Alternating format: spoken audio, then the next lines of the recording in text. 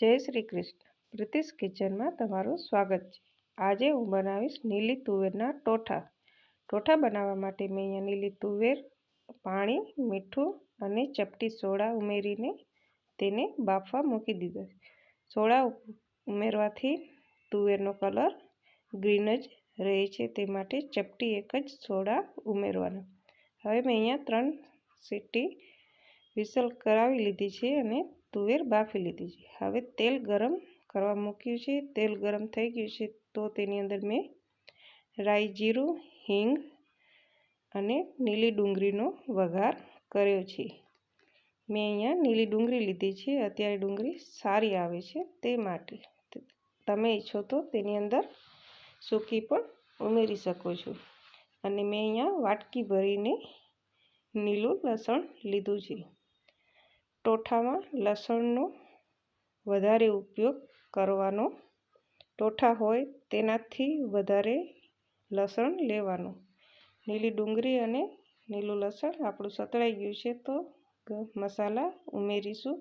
મેં અહીંયા હળદર, ધાણા જીરું પાવડર અને લાલ મરચું ઉમેર્યું છે અને સાતળી લીધું છે. તમે ઈચ્છો તો આની અંદર ગરમ મસાલાનો વઘાર, આખા મસાલાનો વઘાર કરી શકો છો. અમે થોડુંક ઓછું ખાઈશ એટલે નથી કરતા. હું આની અંદર ગરમ મસાલો ઉમેરવાની છું, તે માટે.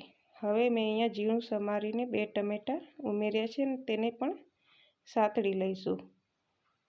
જો મારો વિડીયો ગમતો હોય તો ચોક્કસથી લાઈક અને શેર, સબસ્ક્રાઈબ જરૂરથી કરી આપજો. અને તમે ટોઠા કઈ રીતે બનાવો છો તે પણ જરૂરથી કમેન્ટ કરજો. હવે આપણે લીલી ડુંગળી અને લસણ સતળાઈ ગયું છે સરસ રીતે, તો આપણે જે ટોઠા બાફ્યા હતા તેને આપણે ઉમેરીશું. મેં અહીંયા પાણી સાથે જ ટોઠા, લીલી તુવેરના દાણા નાખ્યા છે અને હવે ચપટી ખાંડ ઉમેરી છે. આની અંદર થોડીક મીઠાશ સારી લાગે તે માટે. અને હવે મેં અહીંયા ગરમ મસાલો ઉમેર્યો છે. મેં અહીંયા ગરમ મસાલાનો ઉપયોગ કરવાની હતી, તે માટે મેં આખા મસાલાનો વઘાર નથી કર્યો.